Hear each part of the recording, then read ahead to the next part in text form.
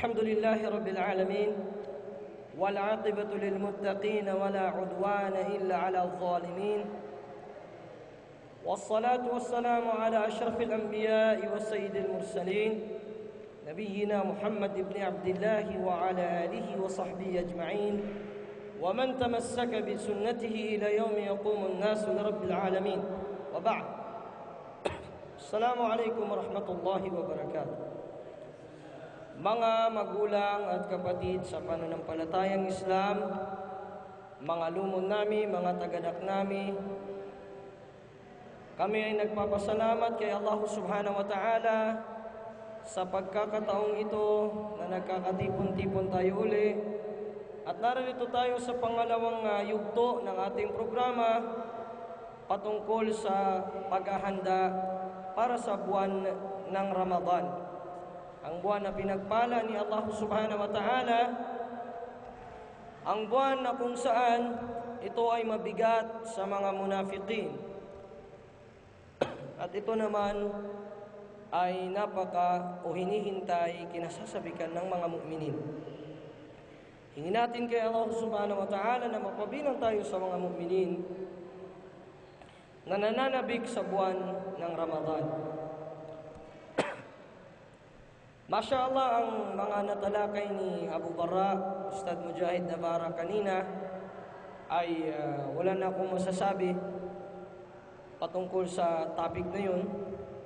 Naibigay niya na sa inyo ang summary ng buod mismo o summary mismo ng mga kabutihan sa buwan ng Ramadan at ano ang mga dapat nating gawin bilang paghahanda sa buwan ng Ramadan.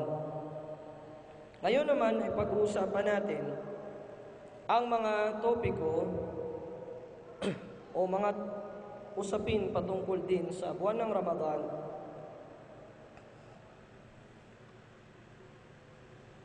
na mayroon namang kinalaman sa mga technicalities ng pag-aayuno, sa mga ahkam o mga rulings. Mamaya, insyaAllah, kung magkakaroon pa tayo ng question and answer portion, sasagutin ni Ustad Mujahid Navarra ang mga tanong ninyo, biidnillah, kung mayroon man kayong mga katanungan, insyaAllah. Okay? So, bali ako, hanggang support ko lang ako dito, supporting actor. Jade. Pag-iwan ako ng maiksi na usapin o mas'ala na siyang nagiging dahilan minsan o madalas kaysa minsan ng pag-aaway-away o pagdidiscuss ng mga Muslimin. Ito yung kapag nakita ang buwan sa Saudi Arabia o sa California o sa Australia, ano ang dapat nating gawin? Magpupuasa ba tayo o hindi? Mas'ala o usapin na kailangan nating bigyan ng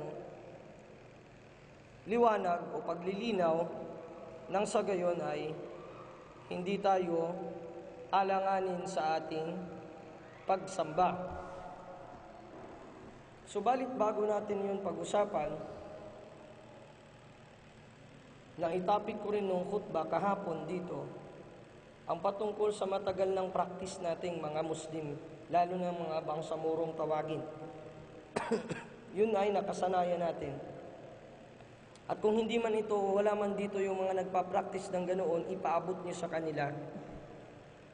Nang sa gayon ay maituwid yung maling practice na ito.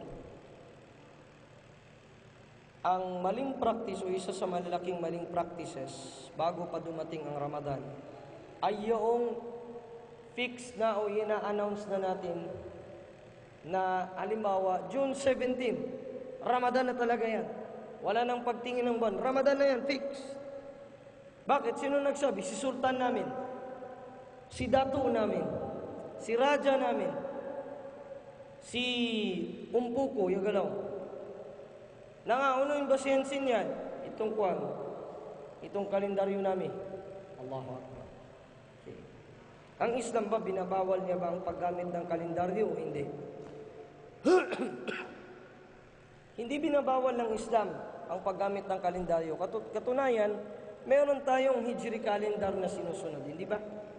Meron tayong Hijri calendar na sinusunod. Kaya nga ang Rasul sallallahu alaihi wasallam nagsabi, sabi niya, "Ash-shahru 29 layla.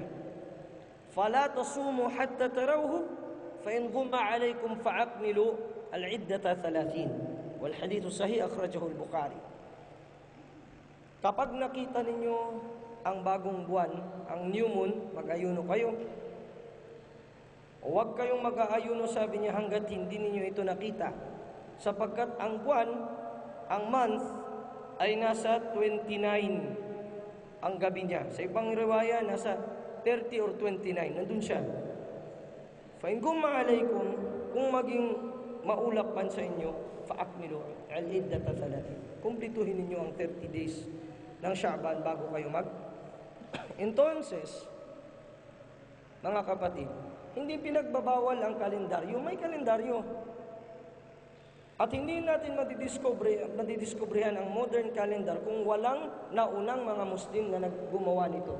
At nauuna ang mga Muslim sa paggawa nito. Kaya lamang, ang problema, kung ang kalendaryo ang gagawin mong sunnah, at hindi mo ipapraktis ang pagtingin ng hilal. O hindi kaya kalendaryo ng ninuno mo, yung tinatawag na takwim, kung familiar kayo, sang mga Kaganuman o sang mga taga-Sugo, sang mga Maguindanao o Maranao o Yakan, ang pigalaw na mga takwim ng kaumpuan. Itong takwim, alugwan nilang minan, tanaw na to, kung kano yung pagapunuan ng puwasa, adun na tuig sa upama. O kano man yung Idul Fitr, adun na tuig. Inyan, wa makasunod sang tarika ng Nabi Muhammad sallallahu alaihi wasallam. Kung bunayan ka naton, pagpangintuo sang agama Islam, wajib ka naton na masunod kita sang kitab ng Allah subhanahu wa ta'ala o sa sunna ng Nabi Muhammad sallallahu alaihi wasallam. Kaya nga sabab, way tuna na tarika o lain na dalan na pag-aagadan naton nga sa tabiya yung Quran o yung sunna ng Rasul sallallahu alaihi wasallam. Sang wapa biyain ng Rasul sallallahu alaihi wasallam yung kanan ummah. Yung kanan ummah, kita mayo. Kita mayo.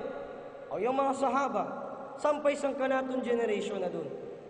Sang wapa biyahin ng Rasul sallallahu alaihi wasallam, yagawasiya yang Rasulullah.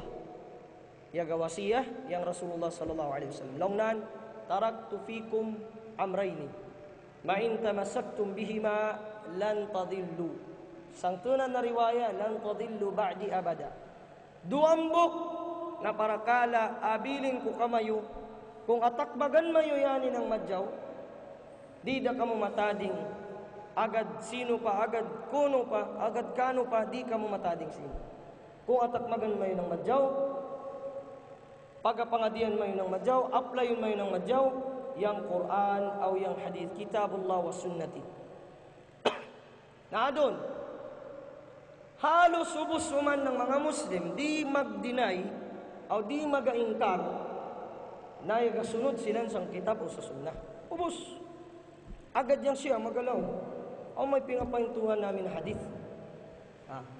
Agad yang mga gasupak sang Rasul sallallahu alaihi wasallam, sang lugwa, sang kabuna, maglaw niya na kami gaklimo man kami gapanginto kami sang kitab o sa sunnah. Kasi siyempre Muslim kami. Minito sa ba? Doon. Yang problema, kung mununo yang kanaton pag-agad sinyan, o mununo yang pagsabot ta sinyan. Pwede ba na ako adon, kung aon ka na suggestion mununo pag-interpret ng Quran, yan yung paglugwa ko? Pwede ba? Pwede ba yung kanak pagbasa ng Quran sa upama, tapsiran ko yung Quran na doon?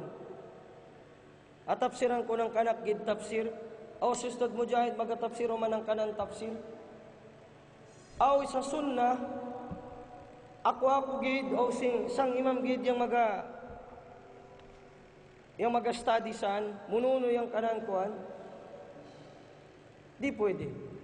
Nangasa ba? Sabab ng aong kanaton mga ulama, aong kanaton mga mufassirin, aong mga sahaba, sila niyang mga ulama, o yung mga sunod sang kanilang mga tariqa, sila niyang makatigam, mununo yung pagsabot sini, yung kitab o yung sunnah ng Rasul sallallahu alaihi wasallam. So kita magapaningog gid kita, o madawat kita kung unan yung kasuguan ng syariah. So meaning, sila niyang katigadungan na dapat na sunodon. Yang mga sahaba, o yang mga sunod sang pegalong natarika ng mga sahaba, yang mga salafus salih, ridwanullahi alaihim ajma'in. Dapat adto kita sunod. Yan yung mga katigadungan na bunda. Baka yung kanatong katigadungan yung mga Sharif Mahdum o silang Zainal Abidin o wa silang makabot sang generation ng mga sahaba. Wa silang makabot sang generation ng mga tabi'in na sunod sa mga sahaba. Early gid silan, early 100s, yada tong sikon sa Indonesia, yada tong sa Hulusulo, yada tong adikanaton, yaga deliver ng Islam. So yung mga sahaba, tabi'in, sila niyang 3 generations, tumbok ka generation, yung kasunod-sunod na, akasarigan ta, mununo yung kanaton pag-agad sang kanaton agad. Na mununo, yung pagkilata kanilan, iyan sang pagpangadi, iyan sa mga kitab, nakasarigan na doon. Di pwede na maginang-inang kita ng kanaton. Sabab yani na agama, kumpleto da. Yani na agama, waday kurang sini. Farman ng Allah subhanahu wa ta'ala sa suratul Ma'idah, Al-yawma akmaltu lakum dinakum, wa atmamtu alaykum ni'mati, wa raditu lakumul Islam dina. Sinabi ni Allah subhanahu wa ta'ala, sa araw na ito, ay ginawa kong kumpleto ang aking awa, aking biyaya sa inyo, at ang kinalulugdan kong din o relihiyon na inyong tatahakin at i-apply ay walang iba kundi ang Islam. Waraditu lakumul Islam adina. Ang halal, ang haram, ang wajib, kumpleto na sa Islam. Tapos na. Hindi pwedeng gagawa tayo ng iba. So ibig sabihin, ang punto dito, ang pag-unawa natin sa kitab at sa sunnah ay dapat ayon sa pag-unawa ng unang 3 henerasyon na pinakamainam na henerasyon, ang mga sahaba, ang mga tabi'in at atba'ut tabi'in, yung mga sumunod sa mga tabi'in. Hindi pwede na gumawa tayo ng sa atin, sarili natin. At yung mga aimma, sina Imam Shafi'i, Imam Malik, Imam Abu Hanifa, at ang iba pa sa kanila, na mga ulama, tunay na mga may alam sa Islam, at kanilang inispread ang tama na pagsunod at tamang prinsipyo sa relihiyon. Ibig sabihin, hindi ang lolo mo na 100 years old lang na dumating doon sa Hulusulo, halimbawa, si Sharif Mahdum, meron siyang may bundok doon sa amin sa Hulo na pinaghihingian ng baraka ng mga tausug. Sa tuwing bagong kasal ang mga tausug at para ma-prevent daw hindi ma-curse yung ng mga ninuno, akyat mo na doon. Ando apo na mo Sharif Mahdum, yari na lang yung apo mo ini. Sa tabi ng kanyang kabor, meron ding si Apo Ugurun. Ngatan mo rin Apo Ugurun. Di mo kaingatan yung tradition. Si Ugurun, kapag meron ka ang ugod sa tausug yung mga kati-kati. Kapag may kati-kati ka, kumalat ustad sa katawan mo, pupunta ka doon kay Apo Ugurun sa kubur niya. Tapos mo ng turab yung mo, ng buhangin. Yung buhangin mula doon sa kubur niya, sa libingan niya yung katawan mo para mawala yung kati-kati. Sa tabi naman ni Sharif Mahdum, may libingan naman ni Uy-Uy. Ang suspek ko, inchik yun. Kasi Uy-Uy. Si Apo Uy-Uy. Hindi ko alam kung yun ba ang author ng Lauy o... Yun ba ang klase ng pag-agama na dapat nating sundin? Hindi. Kasi hindi yan ang tinuro ng Propeta Muhammad sallallahu alaihi wasallam. So wag kayong magano sa ninuno ninyo na ito ang ninuno namin, kailangan sa buwan, simula ang buwan ng Ramadan, maliligo kami sa dagat lahat-lahat. Sabay-sabay kami maliligo. Tapos, pagkatapos nun, maglalagay kami ng kalamansi sa mga ulo namin. May babasahin pa, may salawat yan. Allahumma salli ala Muhammad wa ala ali Muhammad. Kama sallaita ala Ibrahim. Salli wa sallim alayhi. Allahumma salli ala Muhammad. 3 beses. Pagkatapos, magsusuot ng bagong malong. Tapos magtatarawih. Sa tarawih, tatayo yung leader bago magkuhan. Kasi may ikama daw ang tarawih. May ikama daw sa unang gabi. As-salatu at-tarawih. Rahimakum maula. Tapos tatayo na sila, magsasala. O salli sunnat at tarawih. Ipaparinig ang niya. Lahat ito walang basihan sa Islam. Walang basis. Nagpagod-pagod lang tayong gumawa ng sarili nating mga wala namang basihan. Walang basihan. Lalo na kung sabihin natin, sure na ako na pagdating ng 17, puasa na ako. Bakit? Kasi yung lulo namin, Sharif. Pero hindi na nahiya, pangu yung ilong niya. Paano ka maging Sharif? Pangu yung ilong mo, hindi naman. At kahit pa mo, matangos yung ilong mo, hindi ka pa rin garantisado, hindi pa rin yun. Kahit kalahi ka ng Nabi Muhammad sallallahu alaihi wasallam, o apo ka niya, hindi pa rin garanti yun na magsisimula o mauuna kang magpuasa. Bakit? Walang utos, walang dalil. Kasi ang inutos, fala tasumu hatta tarawhu. Huwag kayong mag-ayuno hanggat nakita ninyo yung bagong buwan na yun, yung hilal na yun. Nakita ko na ang buwan. Saan mo nakita? Sa kalendaryo. Hindi yun. Drawing yun. O nakita ko ng buwan. Yung pala, yung kanyang buhok. Hindi yung buwan. Sinabi ng lolo ko na kailangan ganito na tumpak. Hindi ganon. Hindi ganon ang pagsisimula natin simula natin ang Ramadan ng tama. Huwag yung ayon sa ating mga ninuno at huwag tayong magmatigas, mga kapatid. Kapag narinig natin ang katotohanan at sasabihin pa rin natin, ninuno, saan na ngayon ang katotohanan ng syahada mo? Hindi ba ang sabi mo, la ilaha illallah Muhammadur Rasulullah? Hindi naman la ilaha illallah ninuno Rasulullah. Bakit ang ninuno ng Rasul ngayon? May Rasul na pamilya, mga tausog, kasama doon si Santa Nina Rasul yun. Pero pag sinabi mo, Rasulullah, walang iba yun kundi ang Nabi Muhammad sallallahu alaihi wasallam. Hindi naman pwedeng sumunod ka sa sharia ni Isa alayhi salam dahil iba yung kanyang manhaj sa panahon na yun. So nagkiklaim ka ngayon na sumusunod sa Nabi Muhammad sallallahu alaihi wasallam pero napakasaya mo sa bid'ah. Ginagawa mo ang bid'ah. Sa pagsisimula pa ng Ramadan, bid'ah na ang simula. Paano mo yun aayusin? Sa simula pa lang mali na. Mga kapatid. So anong dapat natin gawin? Ang dapat natin gawin, makinig tayo sa ating mga ulama o sa mga mag-aaral ng Islam. Kailan nila i-announce yung buwan, kung nakita, saka magsimula ng pag-ayun. Time. Ang usapin ngayon, sabi, idharu al-hilal fi balad, fahal yalzam sairul bilad. Kapag nakita ang new moon sa isang lugar, halimbawa sa Japan o sa Saudi Arabia, at hindi nakita dito sa atin sa Davao o saan mang part ng Mindanao o sa Pilipinas, kailangan matayong sumunod. Ang mga ulama ay may 3 usapin patungkol dito.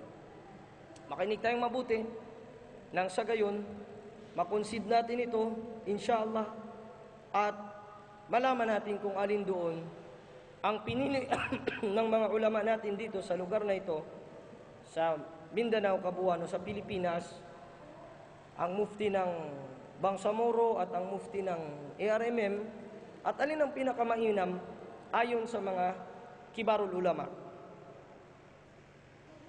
Sabi nila, fi hadhihi al-mas'ala thalathatu aqwal li ahli al-ilm. Sa usaping ito mayroong tatlong opinion ang mga ulama. Una, idza ra'a al-hilal o idza ra'a al-hilal ahlu baladin lazima jami'ul balad as-sawm duna i'tibar ikhtilaf al-matali'. Ang unang opinion, kapag nakita, okay, bakit nga ba nagkaiba-iba ang mga ulama ng opinion? Kasi ang hadith na yon na binanggit natin ay general. Hindi siya specific. General siya. Kapag nakita ninyo, mag-ayuno. Pag hindi makita, kumplituhin. Ang tanong doon, hanggang saan ang scope?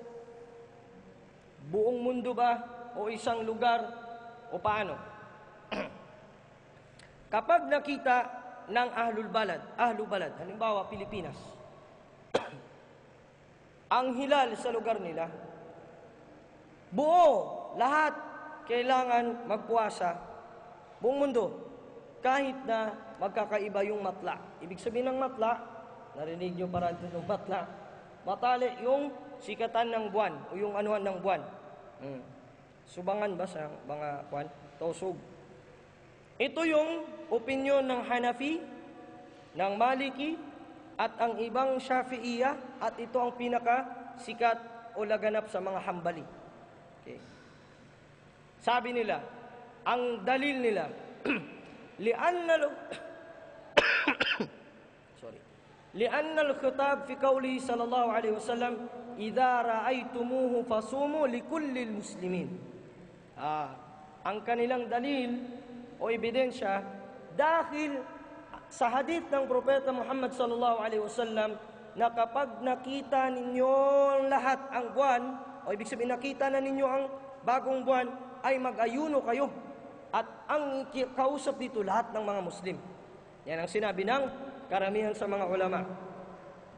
وَلِأَنَّ ذَلِكَ أَقْرَبُ إِلَى اتِّحَادِ الْمُسْلِمِينَ وَتَوْحِيدِ كَلِمَتِهِمْ وَلِسُهُولَةِ الْاِتِّصَالِ بَيْنَ الطرفي المعمورة في هذه الأزمان عن طريق الأقمار الصناعية. Pangalawa nilang dalil,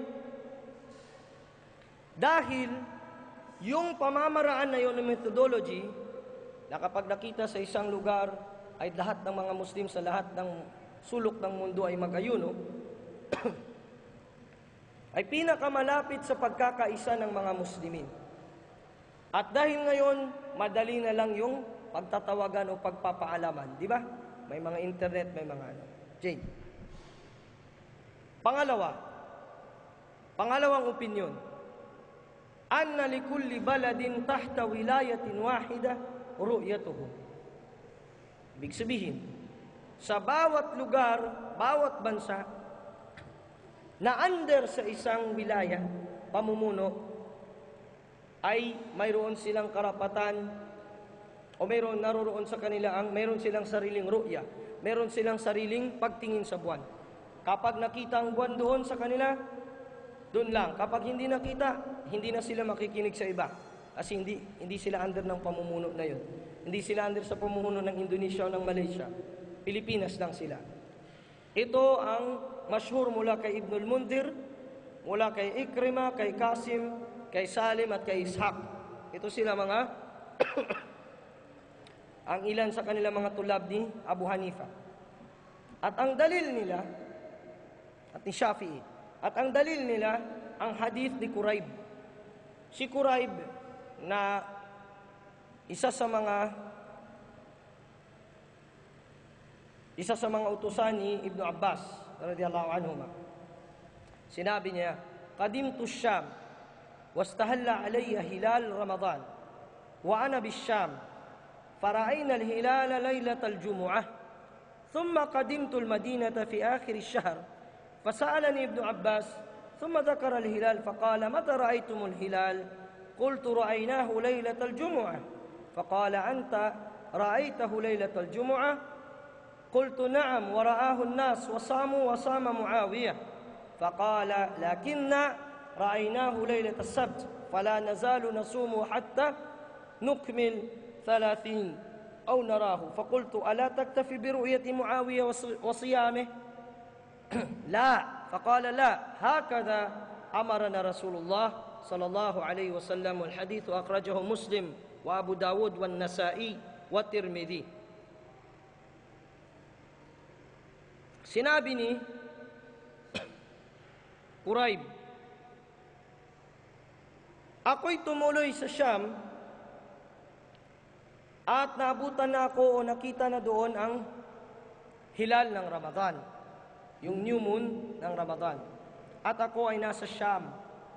Sham, ibig sabihin yung Syria, Palestine, Lebanon, Jordan. Yun yung mga lugar na yun, Sham. Tinatawag yan noon na Sham, magkaisa lang yan noon. Wana bi Sham. Fa'aina al-hilal, nakita namin, sabi niya, ang hilal, ang new moon, sa gabi ng Jum'ah. Ibig sabihin, gabi ng Jum'ah, yung papuntang Maghrib, doon nila nakita yung hilal. Sa ika-29 yun ng Sha'ban. At na taong Jum'ah yun. Thumma qadimtul Madina. Tumuloy ako sa Madina sa end of the month ng Ramadan. Fasa'ala ni Ibn Abbas. Tinanong ako ni Ibn Abbas at nabanggit niya ang patungkol sa hilal. Sinabi niya, kailan nyo nakita ang new moon? Sinabi ko, o si Quraib, nakita namin ang new moon sa gabi ng Jum'ah. Sinabi niya, ikaw nakita mo ito sa gabi ng Jum'ah? Sinabi ni Quraib, opo, nakita ko po ito sa gabi ng Jum'ah at nakita ito ng mga tao at nag-ayuno sila at nag-ayuno si Muawiyah na siyang pinuno ng mga Muslim nung time na yun. Fakal, sinabi niya, subalit kami, sabi ni Ibn Abbas, nakita namin ang hilal sa gabi na ng Sabado. Ibig sabihin, hindi nila nakita dun sa ika-29 ng Sha'ban. Fala nazalu nasum, at kami ay nag-aayuno pa rin hanggat kinumpleto namin, sabi niya, hanggat kumplituhin namin ang 30 araw o hindi kaya ay makikita namin ito. Sinabi ni Quraib, ala taktafi bi ru'yati Muawiyah? Hindi pa ba sapat sa iyo ang ru'ya ni Muawiyah at ang puasa ni Muawiyah? Faqala la. Sinagot ni Ibn Abbas, hindi. Subalit ganun ang pagturo sa amin ng Nabi Muhammad sallallahu alaihi wasallam. Ibig sabihin, ganun ang pagturo. Kapag nakita, mag-ayuno. Kapag hindi nakita, kumplituhin ng 30 araw ng Ramadan o 30 araw ng Shawwal sa mag-Eid o 30 araw sa mag-puasa. Sa Ramadan, ganun ang basihan. At yung hadith na ito, malakas, riwaya ni Muslim, ni Abu Dawud, ni Nasai at ni Tirmidhi. Ganun din ang dalil nila sa tafsir sa sinabi ni Allah Ta'ala, فَمَنْ شَهِدَ مِنْكُمُ الشَّهْرَ فَلْيَصُمْ. Kung sino man ang makasaksi sa inyo sa buwan na yaon ay mag-ayuno siya. Wa mafhumuhu anna man lam yashhadhu la yasum hatta yarahu aw yukmil iddata Sha'ban. Ang stand nitong pangalawang grupo na ito ng mga ulama na pinakamalakas sa mga Shafi'iyah, ang tafsir ng aya, maintindihan na kapag hindi mo nasaksihan ang hilal sa Ramadan, hindi obligado ang lugar na yon na mag-ayuno. Ayan. At ito ang matagal na method na ginagamit ng Pilipinas. Matagal na method itong ginagamit. Ang pangatlong opinion ng mga ulama, sabi nila, annahu yajibu as-sawm 'ala al-bilad allati la takhtalifu matali'uha. La. Ibig sabihin, obligatory na mag-ayuno ang mga bansa na hindi magkakaiba yung kanilang matla o yung time ng pagsikat ng buwan sa kanila. Tama ba yung Tagalog doon, Ustad? Yung matla ng buwan, sikatan ng buwan. Example, Indonesia, Malaysia, Pilipinas. Ako sa Jakarta ako nakatira, pag nag-aaral, ang Jakarta late lang ng 1 hour sa Pilipinas. Pero yung ibang lugar ng Indonesia na malapit na dito sa atin, magkaparehas ang time. Like Lombok, Sumatra, Surabaya, magkaparehas ng time dito. Surakarta at iba pa. Okay. Halimbawa lang yun. At ito ang pinakamalakas na opinyon ng Shafi'iyah at ng madhab ng ibang mga Malikiyah at ng Hanafiya, at mayroong riwaya mula sa mga Hanabila na ito ang hinawakan nilang opinyon. At ito ang pinili ni Sheikhul Islam Ibn Taymiyyah, rahimahullah. Si Ibn Taymiyyah, isa sa mga ulama na nag-revive ng Islam sa pagsunod sa sunnah. At ito ang pinaniniwalaan nating pinakawasat sa lahat ng mga opinyon. Yung sa panahon ngayon, wala tayong iisang khalifa, hindi ba? Nahihirapan meron tayong isang leader na sinusunod. Si King Salman ng Saudi Arabia, hindi tayong pwedeng magsabing magbaya tayo sa kanya, hindi. Kasi leader siya ng dawla ng Saudi Arabia, hindi sa atin. Hindi siya mas'ul patungkol sa atin. Hindi siya mas'ul sa Syria. Hindi siya mas'ul sa kasi doon siya sa lugar niya. Kasi ngayon, time ng mamalik, time ng mga kings pa ngayon, kingdom. Wala tayong isang itihad na kagaya noon na isang khalifa. Halimbawa, Abu Bakar Siddiq, yon. Pag nag-announce siya, galing doon sa Madina, sundin ng lahat yun. Kahit hindi pa nakita sa mga lugar nila. Pag nakita sa Saudi, sa Madina, sundin dapat. Kasi isa lang ang leader noong time na yon. Ngayon, sa panahon natin, hindi isang leader. Hindi ba? At iba't ibang organisasyon, iba't ibang mga grupo. Ang pinakamainam at sabihin na nating makatarunganin sa lahat ng opinyon na yon, at ito nang sinusunod ng mga ulama sa Pilipinas, nagsimula last 2 years ago, insyaallah, ay ang sundin ang ru'ya ng malalapit na mga bansa. Meaning, kung di makita sa Pinas, tatawag tayo sa Indonesia, sa Malaysia, sa Brunei, yung magkakalapit. Hindi masyadong malayo ang diferensya ng oras ng pagsikat ng buwan. Tatawag tayo sa kanila, tatawag yung mga ulama sa kanila. Hindi tayo obligadong tumawag. Ang obligadong tumawag, yung mga responsible sa bagay na yun. Okay? Of course tayo, makikinig tayo ng kabar. Ano bang balita? Ano bang balita? Tarikul akhbar. Dahil ang pag-alam sa pagsimula o pagtatapos ng Ramadan, mayroong dalawa. Bilhis wa bil khabar. Sabi sa Bidayatul Mujtahid wa Nihayatul Muqtasid na libro ni Ibn Rushd, either sa pamamagitan ng ikaw mismo ang makakakita, or pangalawa, makikinig ka ng khabar ng iba. Ngayon naman, ano naman ang syurut o yung kondisyon upang maging katanggap-tanggap ang ating puasa? Tapos na tayo doon sa pagtingin sa buwan. Kung merong hindi maliwanag doon, itanong natin mamaya. Mayroong dalawang bagay na kondisyon o dalawang kondisyon upang maging sahih ang ating saum. Bukod pa sa pagiging Muslim, bukod pa sa pagiging akil. Awalan at-taharatu min al-hayd wan nifas. Ibig sabihin, magiging malinis ang mga babae mula sa buwanang dalaw at sa nifas, yung pagkatapos ng panganganak. Ang mga lalaki, wala namang haid at nifas, di ba? Ustad Salim, yung mga babae, lalaki, meron ba? May haid at nifas? Wala pa. Wala pa, Ustad, wala. Hindi ba? Oo. So, pangalawa, an-niyya. Niyya. Fa inna sawma Ramadan ibadah, fala yasihhu illa bin-niyya kasairil ibadat. Yaqulu Allah tabaraka wa ta'ala, wa ma umiru illa liya'budu Allah mukhlishina lahu din hunafa. Sapagkat ang buwan o ang pag-aayuno sa buwan ng Ramadan ay ibadah. Pagsamba ito kay Allah Ta'ala, hindi ito magiging katanggap-tanggap maliban na lamang kung may intensyon, gaya ng lahat ng mga ibadat, ng mga pagsamba. Halimbawa, ikaw nagsala ka na walang intensyon, sala lang. Exercise ang tawag dun. Pag nag-ayuno ka walang intensyon, diet ang tawag dun. Nagpapayat ka lang. O hindi kaya naligo ka, wala namang intensyon na maglinis mula sa junub, halimbawa, o anumang karumihan, sa hadathul akbar at hadath asghar. So hindi ito may tuturing na ibadah. Sinabi ni Allah Ta'ala, وَمَا umiru.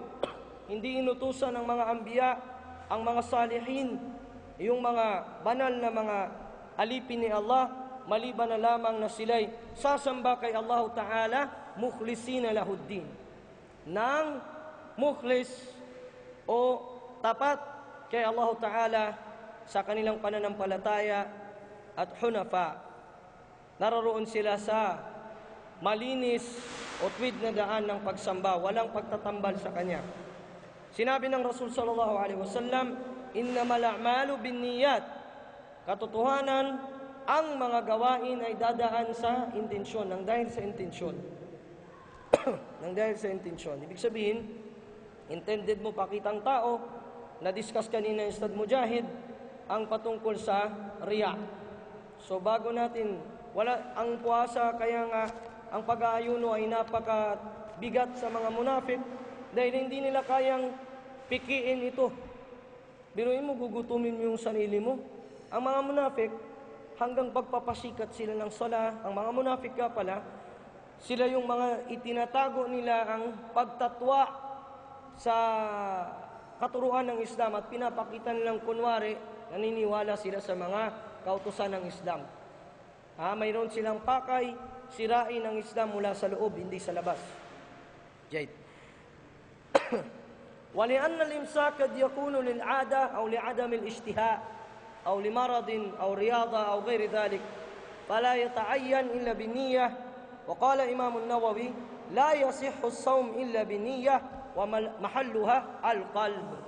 Sapagkat ang pag-iwas sa pagkain at pag-inom o pagsiping sa asawa ay maaaring ang reason nito ay habit lang o diet o hindi kaya sakit o hindi kaya exercise. Ang pagpupuasa ay hindi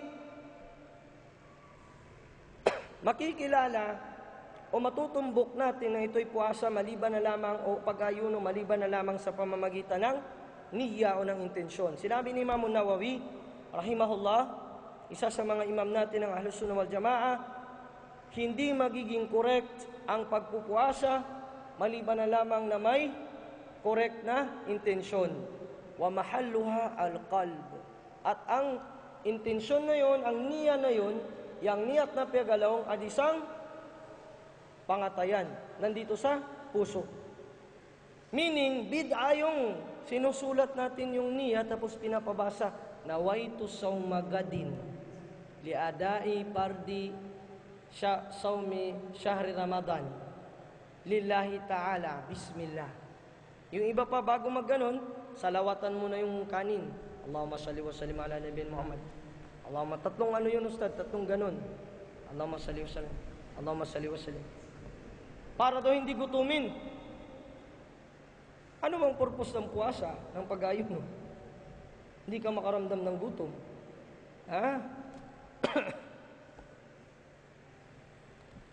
Ang niya ay nasa puso, hindi sa dila.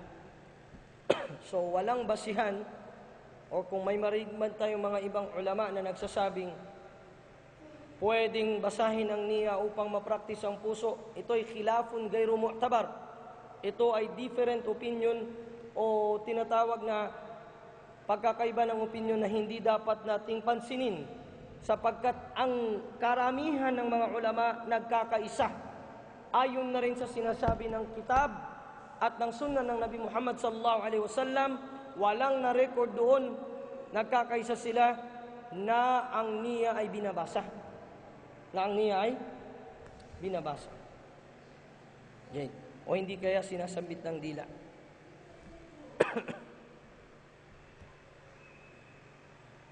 So ang niya na tinatawag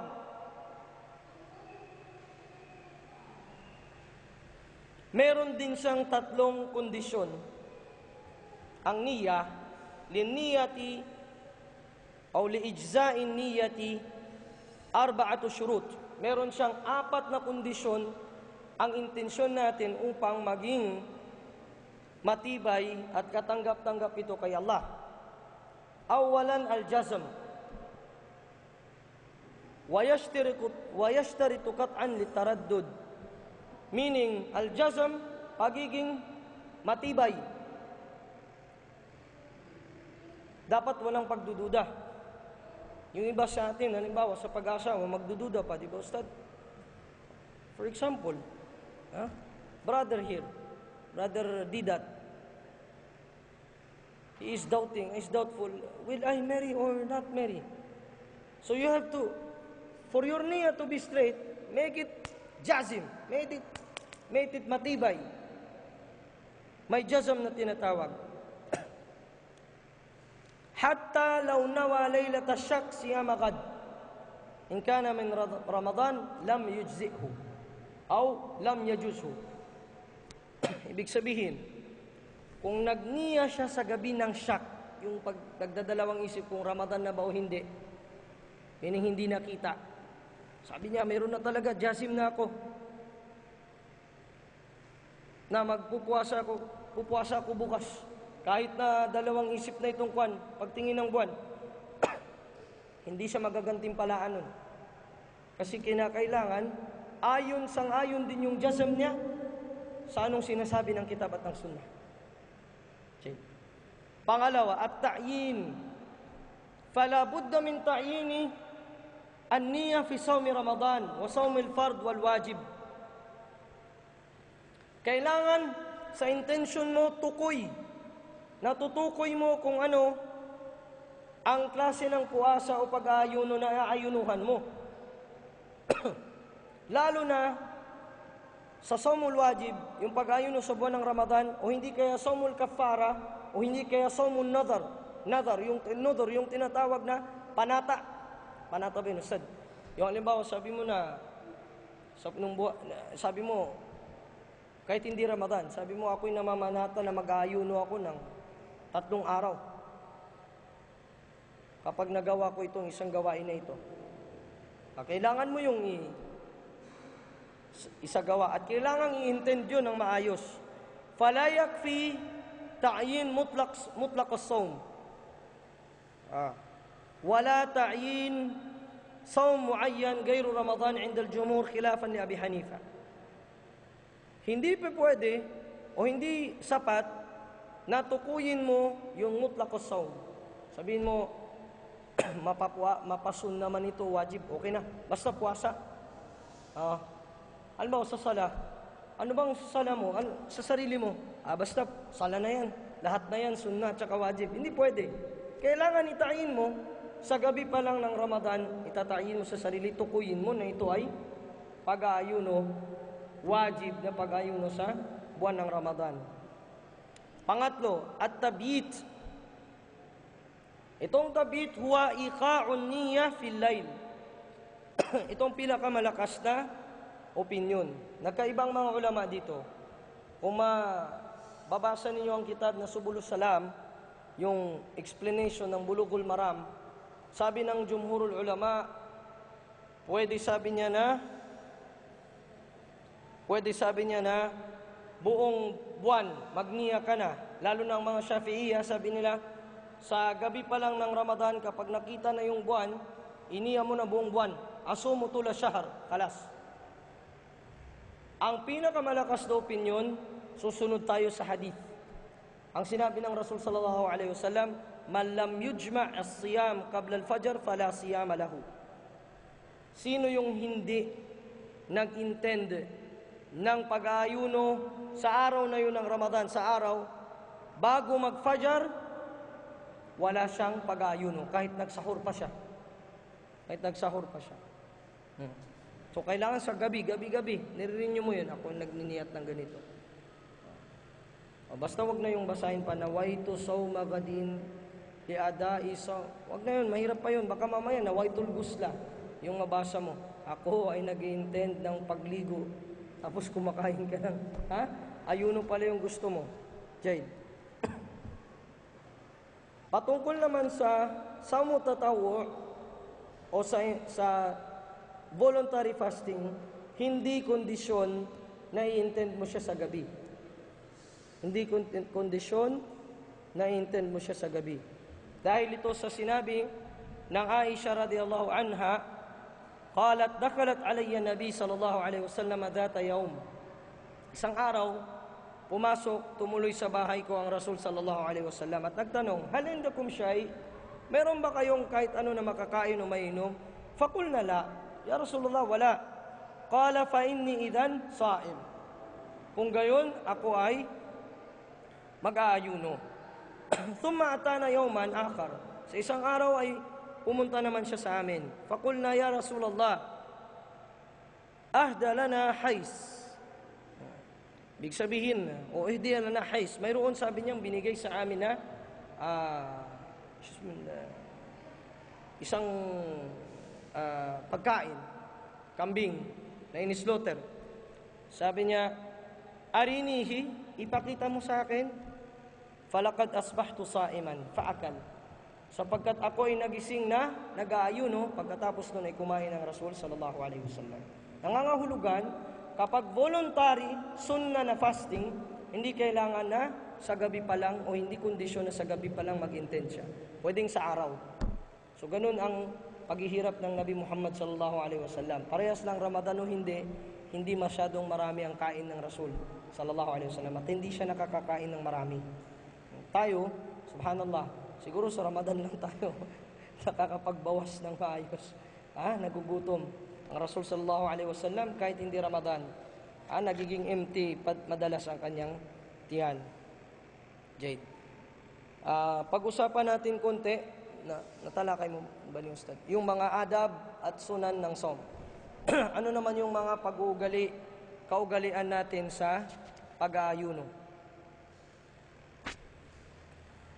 Unang-una, isa sa mga sunan o kapamaraanan na supererogatorio, highly encouraged sa pag-aayuno, as-suhur. Yung tinatawag nating sahul. Sa kagan, paano? Paano sa kagan? Sahur pa rin. Sa mga Maguindanao, sol. Kasi kapag sol ba nung kuwana? Muntik nang maging Seoul, Korea, South Korea. Sa mga Maranao, Sahol, Sahol din. Sa mga Maranao, anto na sa Maranao na Sahol, Gyuto. Soro, Gyuto, Gyuto. Uway. Lagi da Maguindanao, Gyuto. Sa mga Tausug din, Sahol. Sahol ba? Sikan. Sahol. Importante, naging mashhur o naging sikat ito sa Southeast Asia ang term na sahur. Sinabi ni naiulat mula kay Anas ibn Malik radhiyallahu anhu, anna Rasulullah sallallahu alaihi wasallam qala tasahharu fa inna fi as-suhuri baraka. Wal hadithu akhrajahu al-Bukhari wa Muslim. Sabi niya, katotohanan ng Nabi Muhammad sallallahu alaihi wasallam ay nagsabi, magsahur kayo sapagkat sa sahur na yan ay mayroong baraka. Mayroong baraka. Mayroong blessing ang sahur. Ang tanong, ang sahur ba ay wajib o sunnah? Bapa, wajib ba o sunnah? Dakatawan, Sa mga sister, wajib ba ang sahur o sunnah? Wajib, sabi ni tita. Masya Allah. Sinabi ng Rasul sallallahu alaihi wasallam, faslun ma bayna siyamina wa siyami ahlil kitab, aklatus suhur. Aklatus suhur. Akhrajahu Muslim wa Abu Dawud wa Tirmidhi wa Nasa'i. Ang pagkakaiba ng pag-aayuno natin at pag-aayuno ng mga angkan ng kasulatan Kristiyano Tudyo ay ang pagkain ng sahur, yung bago mag-fajar. Kaya nga ang sihir, tinawag siyang sihir kasi nakatago. Sa panahon na ito, sa oras na ito, yung mga nagsishare, doon sila nag-ano ng mga magic nila sa gabi. Di ba? Kasi itong time ng suhoor, gabi ito eh. Hindi pa ito umabot sa dawn. Pre-dawn meal ang tawag ito sa English. Nakatago, di ba? Oh. Suhoor. Ang suhoor ay sunnah at hindi wajib. Ibig sabihin, kapag sa gabi ng Ramadan, bago pa nag-fajr, nakapag-intend ka ng mag-fast sa araw ng Ramadan, at nagising kang hindi nagsahur, nagsala ka na ng fajr, tanggap pa rin ang puasa mo. Kasi hindi siya wajib. Sunnah. Subalit, encourage ito ng Propeta Muhammad sallallahu alaihi wasallam. Pangalawa, ta'khirus suhur. Yung pagdelay ng sahur. Sunnah ito. Meaning, saka ka magsasahur kapag medyo malapit-lapit na yung adan. Huwag naman yung 5 minutes bago mag-adan, saka ka magsahur. Hindi naman ganun. Sabihin natin, nasa mga 30 minutes bago mag-adan, 20 minutes, o sabihin natin, an hour bago mag-adan, pwede rin yun. Yun ang sunnah. Huwag yung alauna pa lang, sahur na ako. Nakatulog ka, wala ng fajr. Nakatulog ka, pagising mo, gutom na gutom ka. Kasi alauna pa lang. 2:00 natulog ka, nag-imsak ka na dun. Hindi pa yun imsak. Meron pa sa atin nag-imsak, 4:00, imsak na daw yun. 4:05. Hindi pa yun ang schedule ng sala ng fajr.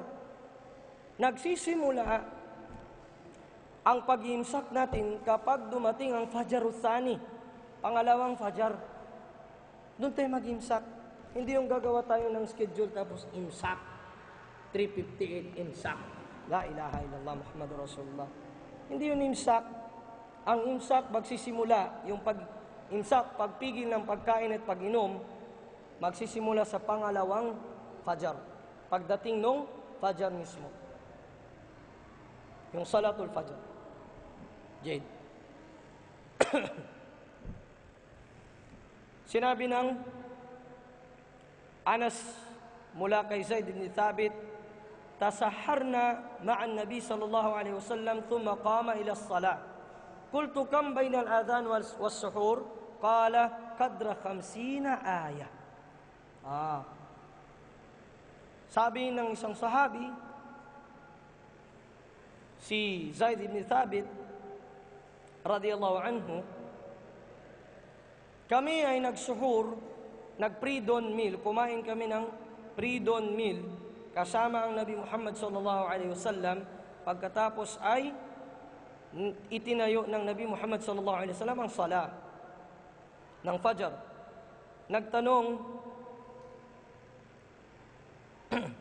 Nagtanong si Anas, sabi niya, kam bainal adhan was suhur? Ilan ang pagitan ng adhan at ng suhur? Ng adhan ng fajr at ng suhur? Sabi niya, qadra 50 ayah. Nasa sukat ng 50 kaayat. Ibig sabihin, malapit. Huwag yung 2:00 pa lang. Tayo minsan, tapos magtahajjud. 2:30, sahur. Para doon hindi magutom, kain ng marami. Natulog ka na ng 3:00. Nagising ka, 5:00, nagsala ka. Gutom ka na nun. Kasi wala na yung paghahanda mo para sa ano na yun, sa ayun. Jade.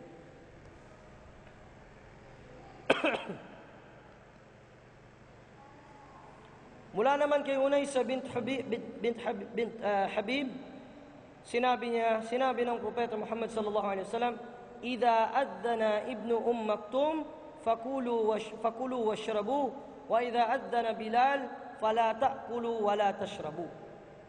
Kapag narinig ninyo, sa panahon nila, dalawa ang muaddin nila. Ang unang fajr si Ibnu Maktum, yung bulag.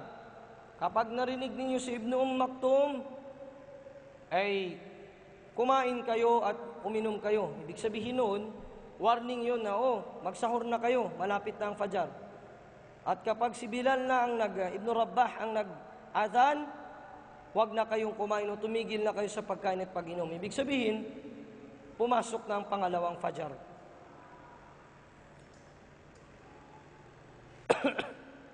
Sinabi naman ng Rasul sallallahu alaihi wasallam sa riwayat din ni Abi Dawud, "Idza sami'a ahadukum nida wal ina ala yadihi fala yad'hu hatta yaqdi hajatahu minhu." Ibig sabihin, mayroong nagsasahur ka, may hawak kang tubig, naabutan ka ng adhan ng fajar. Huwag mong ilalagay o iiwanan yon hanggat hindi mo ito naiinom yung hawak-hawak mo.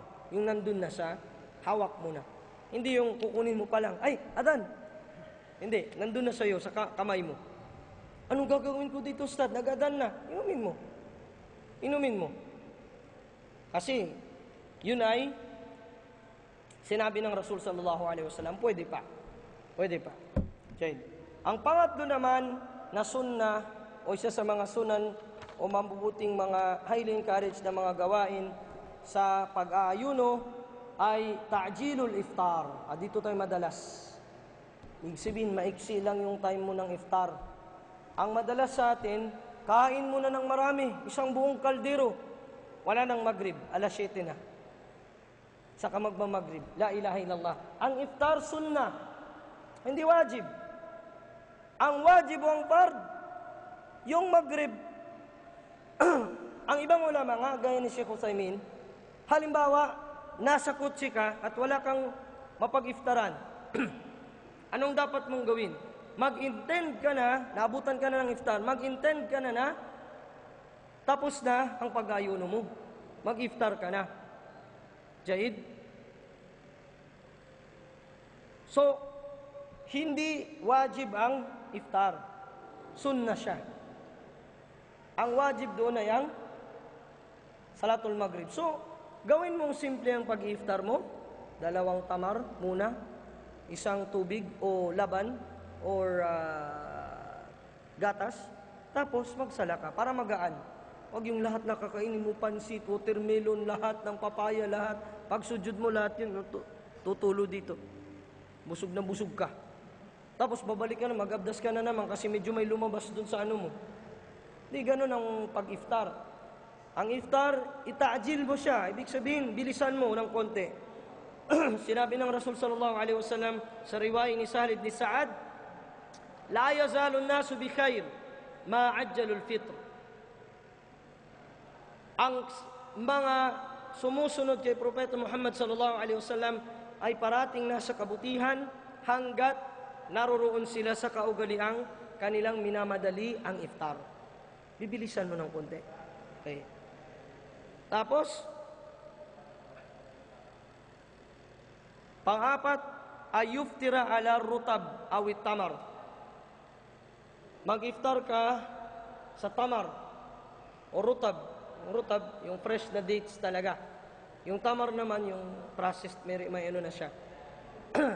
Intayasara awil ma. Kung may tamar, pinakamainam na yun ang gagawin mong pang break ng fast. O hindi kaya tubig. Kana Rasulullah sallallahu alaihi wasallam yuftiru ala rutabat qabla an yusalli fa in lam takun rutabat fa ala tamarat fa in lam takun hassan hasawat min al-ma o hassa hasawat min al-ma. Ibig sabihin, ang Propeta Muhammad sallallahu alaihi wasallam naiulat na kapag nag-i-iftar siya, nagbi-break ng fast sa mga fresh na dates bago siya mag-sala ng maghrib. O kung hindi man, ay sa mga tamar. O kung hindi man, ay kahit man lang makainom siya ng ilang baso o drops ng tubig. Yun ang iilan sa mga sunan. Ganon din, ad-du'a'u indal fitr. Magdua ka sa panahon na ikaw ay magbe-break ng fast. At ang mga nabanggit sa hadith, babanggitin mo, dahab ad-dam'u wabtallat al-uruq wa thabata al-ajr insha'Allah. Ibig sabihin, napawi na ang uhaw, wabtallat al-uruq, at ang mga ugat ngayon ay nalamnan na ng tubig o hindi kaya ng sumigla na ulit, wa thabata al-ajr, at napagtibay na ang ajar mula kay Allah subhanahu wa ta'ala. Pang-anim, al-jud. Pang-anim at pang-pito, al-jud wa qiraatul Quran wa mudarasatuhu. Ibig sabihin, yung tinatawag na pagbibigay, pagsasadaka sa panahon ng Ramadan. Sinabi ng sinabi ng Ibn Abbas, kana an-nabiy sallallahu alaihi wasallam ajwadun nas bil khair wa kana ajwadu ma yakunu fi Ramadan hina yalqahu Jibril wa kana Jibril yalqahu fi kulli laylatin min Ramadan hatta yansalikh يعرض عليه النبي صلى الله عليه وسلم القرآن فإذا لقيه جبريل كان أجود بالخير من الريح المرسلة. Ibig sabihin, yung pinakamasipag sa paggawa ng kabutihan ang Rasul sallallahu alaihi wasallam sa buwan ng Ramadan, hanggat makikipagkita sa kanya si Jibril alaihi salam, at si Jibril alaihi salam naman sa tuwing gabi ng Ramadan ay nakikipagkita siya sa Rasul sallallahu alaihi wasallam at kanyang nire-recite ang Quran sa Nabi Muhammad sallallahu alaihi wasallam sa tuwing sila ay nagtatagpo. At ang Rasul sallallahu alaihi wasallam ajwadu bil khair min rihil mursalah. Kapag sa tuwing siya natatagpuan ni Jibril alaihi salam, siya ay pinaka masipag sa paggawa ng kabutihan, mas masipag pa sing lakas ng hangin. Paano ba sa Tagalog? Rihil mursala, yung hangin rumaraga siya o mabilis, ng hangin mabilis. Yun. Ganun ang kanilang ibig sabihin, lahat ng mga kabutihang gawain, pagsasadaka, mga kawang gawa o pagtulong sa kapwa, pagnanasiha, ginagawa ito lahat ng Nabi Muhammad sallallahu alaihi wasallam sa buwan ng Ramadan. Meaning busy. Tayo hindi, busy sa pagtulog. Minsan pagkatapos ng suhur, tulog na. Gigising 5:45, iftar. Bismillah. Para hindi maramdaman ng gutom. Minsan may namit pa ako dati, Ustad, mga 2007. Saan kayo? Brother, dito muna kami sa sinihan, Ustad, para hindi namin maramdaman ng gutom kasi napakalakas ng aircon sa sinihan. La ilaha illallah Muhammadur Rasulullah. Matutulog lang dun. Hindi, buwan ng reward, ang buwan ng Ramadan. Tinalian ang mga syayatin at ang mga malalaking pinuno ng mga jin. Panahon mo na gumawa ka ng kabutihan.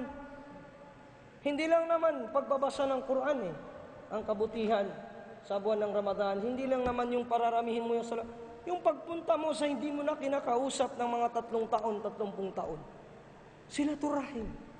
Ayusin mo yung relation ng inyong mga relatives. Nag-away kayo patungkol sa property, o lupa, o bahay, o kayamanan, o nakagawa siya ng masama sa iyo. Panahon ang buwan ng Ramadan ng reconciliation. Tasamo. Musamaha. Magpatawaran. Ibalik mo yung loob mo sa kanya at ibalik mo yung loob mo sa iyo.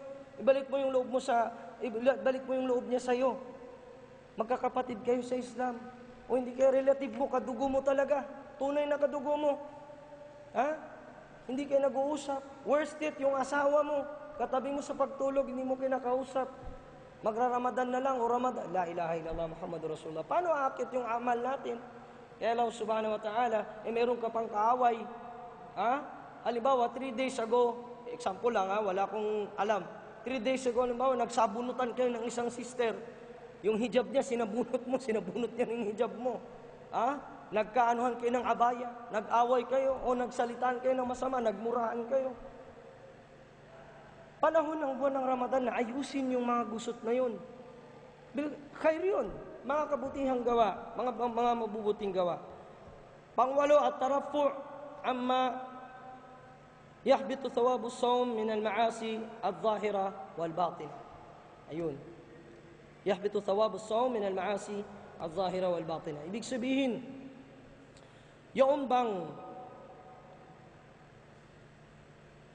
pangangalagaan mo ang dila mo mula sa mga masasamang gawa, mga walang kwentang usapin, gaya ng pagkanta-kanta, yung mga music, paborito mo ang air supply, itapon mo na yan. Huwag ka nang supply ng air, baka maging hell supply, baka maging fire supply pa yan. yung pakikinig mo ng mga Lost in Love and I Don't Know Much. Was I thinking about fell out of touch? Now I'm back on my knees, eager to be what you wanted. O hindi kaya, darling, I can't explain. Where did we lose our way? Girl, it's driving me insane. Yung mga ganun. O hindi kaya, yung mga rara, yung mga Lady Gaga, at yung mga iba't iba pang kanta. Take a little time, baby, see the butterflies color. Listen to the birds that were sent to sing for me and you. Can you still feel me? There's a rainbow always after the rain.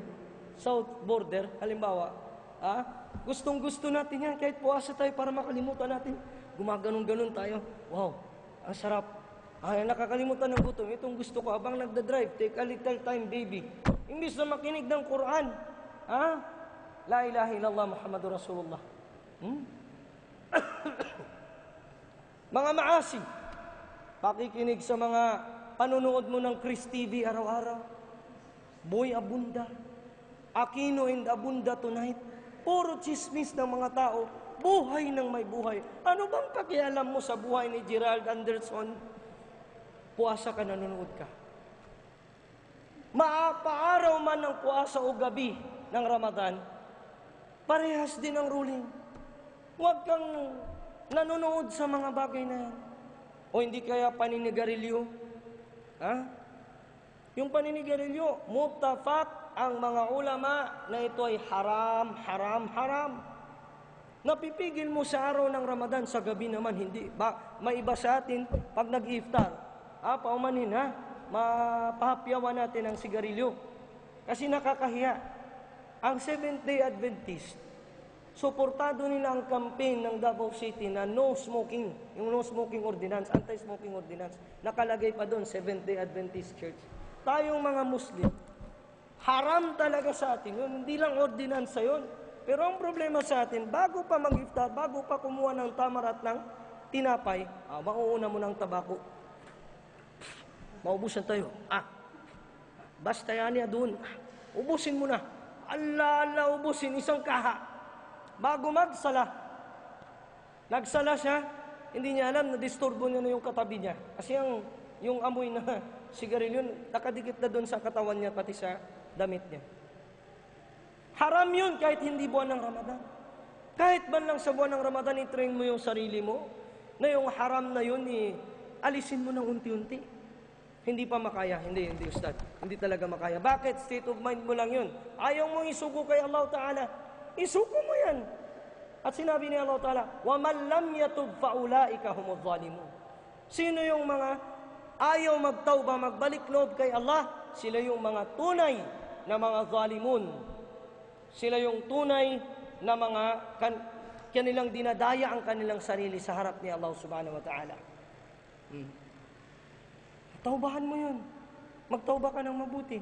Worse yet, may mga kapatid tayong kababaihan, kahit nakahijab sila, gumaganon din. Wala hawla, wala quwwata illa billahil aliyyil azim. Ipaprangka natin ito kasi hindi na bago ang fatwa ng mga ulama na haram ang sigarilyo. Hindi ito makro-makro na lang. Makro pa ito noong hindi pa nila na-discover yung content nito, yung nicotine. Ang tinignan lang ng mga ulama sa analogy nila is amoy niya. Kaya kinumpara nila ito sa basal o yung sibuyas.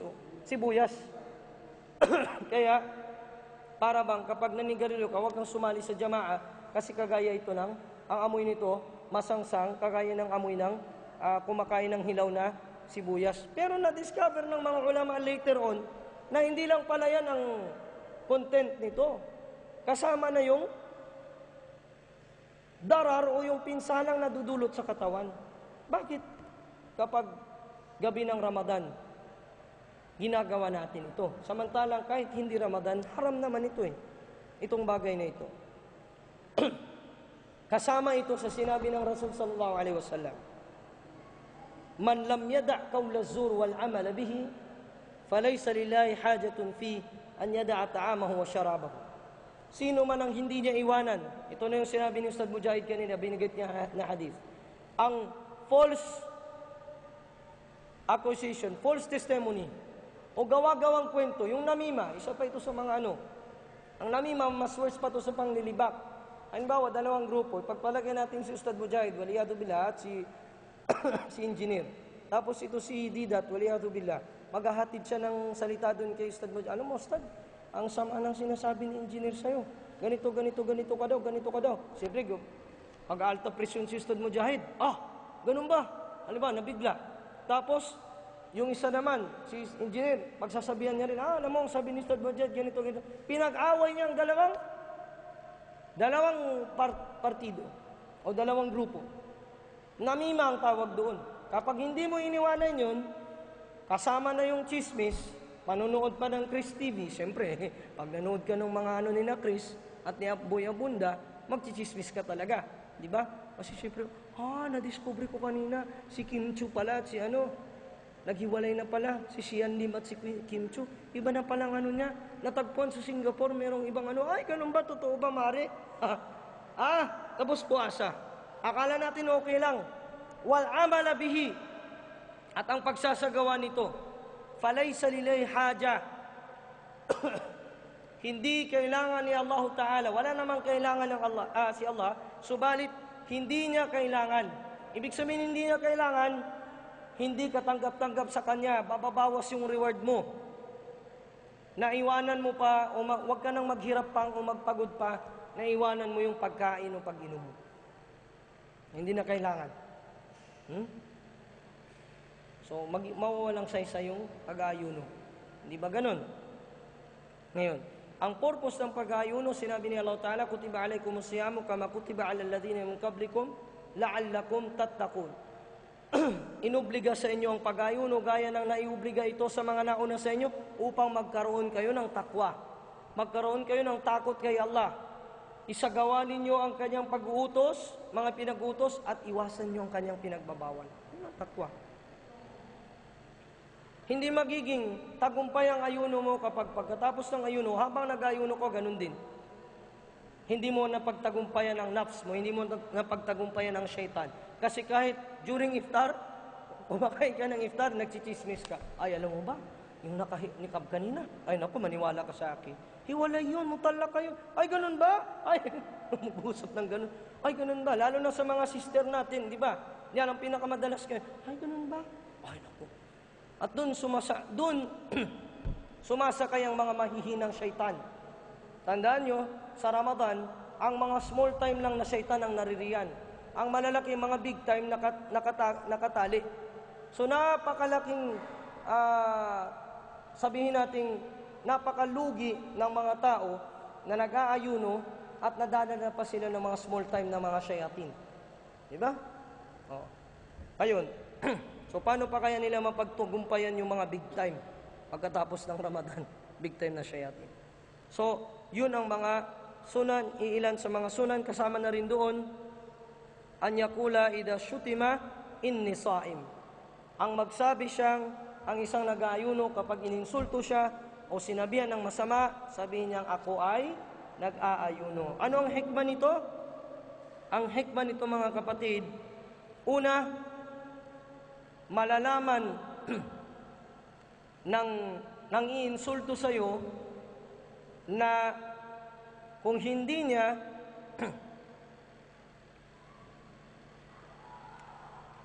malalaman ng iinsulto doon sa iniinsulto na hindi niya iniwanan ang pakikipag-away sa kanya maliban na lamang nang dahil sa nag-aayuno siya.